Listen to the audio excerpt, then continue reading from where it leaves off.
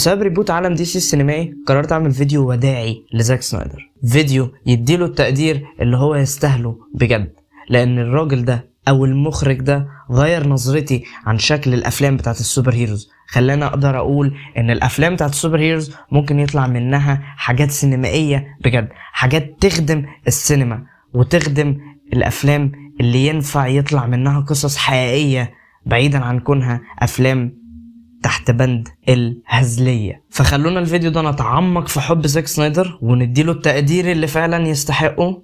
بس بدون كلام كتير، انا نور ودي الانترو.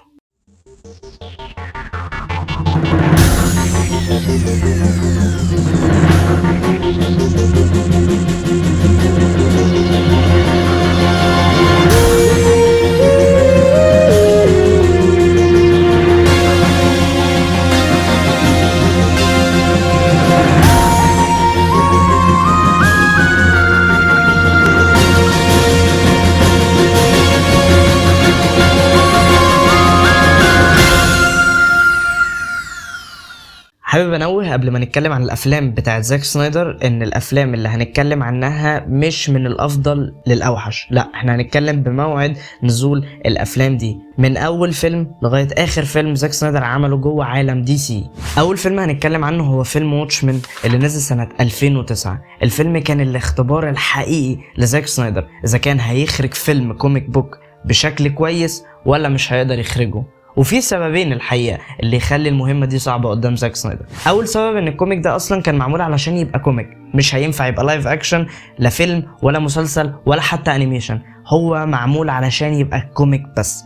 ده غير ان الفتره دي ما كانش فيه افلام كوميكس كتير كانت حلوه، هما حاجتين بس، ثلاثيه نولان بتاعت دارك نايت وثلاثيه سام ريمي بتوع سبايدر مان توبي ماجواير. والفيلم فعلا تحفه سينمائيه، فيلم ما بيعتمدش على كونه فيلم كوميك بوك او فيلم تبع السوبر هيروز، الفيلم بيعتمد على كونه فيلم سينمائي قبل ما يكون فيلم كوميكس. ولكن زاك سنايدر علشان هو مخرج عبقري يقدر يخليك تتفرج على الفيلم ده بعيدا عن كونه فيلم كوميك كفيلم سينمائي. هتتفرج على الفيلم بعيدا عن كونه كوميك بوك هتتبسط، هتتفرج على الفيلم علشان هو طالع من كوميك بوك برضه هتتبسط. الفيلم ده مش واخد حقه بين افلام الكوميكس، علشان كده انا ذكرته في الفيديو ده علشان خاطر فعلا يستاهل ان هو ياخد الحق اللي المفروض ياخده. نيجي للافلام بتاعت الدي سي يو اللي اتعملت علشان خاطر تبني عالم سينمائي لدي سي، واول فيلم فيها هو فيلم مان اوف ستيل اللي نزل سنة 2013. الفيلم ده معمول لسوبرمان، بس لا ثانية واحدة، الفيلم ده معمول علشان خاطر يعمل كاركتر اسمها مان اوف ستيل، مش عشان خاطر يعمل سوبرمان. مان اوف ستيل هو الشخصيه القاسيه شويه، سوبرمان ممكن يكون الحنين الودود صاحب الامل اللي المفروض معروف في الكوميكس وفي الانيميشنز برضو شويه وفي الافلام القديمه كمان.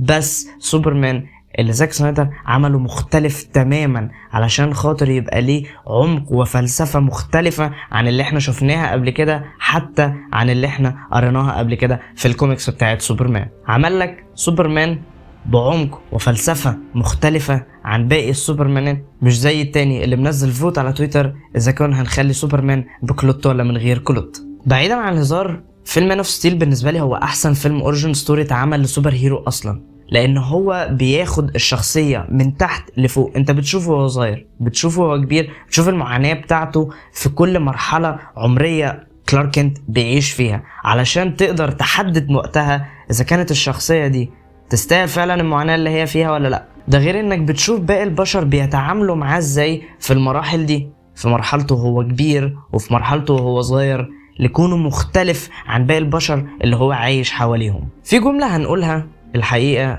هتتكرر كتير على مدار الفيديو ده، وهو ان فيلم مان اوف ستيل ده ما تفهمش غير بعد فترة كبيرة جدا ما نزل، زيه زي باقي افلام زاك سنايدر اللي اتكلمنا عنها واللي هنتكلم عنها. نيجي بقى لغاية قبل سنة 2016، ورنر بروس قررت علشان هي شركة مادية حقيرة ان هي عايزة فلوس اكتر، وما عملناش غير فيلم واحد بس في العالم السينمائي. فنروح لزاك سنايدر نقول له اتصرف، عاوزين فيلم علشان خاطر نجيب فلوس. مارفل عماله تعمل افلام كتير جدا وعماله تجيب فلوس بالهبل، احنا لغايه دلوقتي مش عارفين نجيب فلوس، نعمل ايه؟ فزاك سنايدر ينزل بفيلم من اهم الافلام اللي اتعملت في تاريخ الكوميكس كلها، باتمان فيرس سوبرمان دون اوف جاستس. وفيلم بيجمع باتمان وسوبرمان لأول مرة لايف اكشن. فيلم باتمان فيرس سوبرمان دون اوف جاستس اللي نزل سنة 2016 بيوري لك الجاد كومبلكس مع سوبرمان، وبيوري لك الدارك سايد الحقيقي اللي هي مع باتمان، علشان خاطر نشوف الشخصيتين والتضاد اللي ما بينهم، وفكرة ان انت بتشوف اتنين المفروض ان هما في جانب الخير بس بيحاربوا بعض، وباتمان اللي تحول من كونه شخص بيحقق العدالة لكونه هو العدالة ذات نفسها، وبيشوف الحاجة اللي في دماغه هي الصح وهي العدالة الحقيقية. ما تخلوناش ننسى ليكس لوثر اللي كان بيمثل فكرة الشيطان، اللي كان بيوسوس لسوبرمان وباتمان علشان خاطر هما الاتنين يحاربوا بعض، كرديم ليه من ان جاد ما جاش يحميه لما ابوه كان بيضربه وهو صغير. ودي فكرة عبقرية في حد ذاتها، كون ان هو بيدخلك الفلسفة والاسقاطات الدينية والسياسية في فيلم زي ده. وهنرجع نكرر الجملة دي تاني، الفيلم ده برضو اتفهم بعد فترة كبيرة ما نزل، وبعدها تحصل الاحداث المأساوية اللي كلنا عرفناها، وهو موت بنت زاك سنايدر. الحاجة اللي غيرت في شخصية زاك سنايدر وغيرت كمان في مسار احداث حياته كلها، اللي بسببها ورنر بروس عشان قلنا ان هي شركة مادية حقيرة هتتخلى عن زاك سنايدر وهتقول له اركن انت على جنب، هنروح نجيب جوس ويدن من مارفل علشان خاطر يكمل فيلم جاستس ليج اللي احنا كنا عاوزين نبدأه كأول فيلم جاستس ليج لايف اكشن. وزي ما كلنا عرفنا طلع الفيلم عبارة عن ديب شيت، فيلم هو اقل ما يقال عنه ان هو فيلم زي الزفت. وبسبب كريستوفر نولان زاك سنايدر مش بيتفرج على النسخة المهترئة دي، وساعتها زاك سنايدر وبعد فترة بيلمح ان هو عنده النسخة الخاصة بيه، ومرة واحدة يروح نزل الجملة المشهورة بتاعته It's done I have a cut. ومن هنا تبدأ الحملة بتاعت ريليز ذا سنايدر كات. واخيرا بيعلن ان الفيلم هينزل على منصة HBO Max اللي هي دلوقتي بقى اسمها ماكس، اللي هتنزل فيلم السنايدر كات جاستس ليج. الفيلم ده بينزل بيعمل فيوز عالية جدا، وبيبين لدي سي او شركة ورنر بروس بالاخص ان الفيلم ده هو اهم فيلم نزل كوميك بوك في التاريخ. الفيلم ده بالنسبة لي هو اعظم فيلم كوميك بوك نزل بالتناصف مع واتشمان.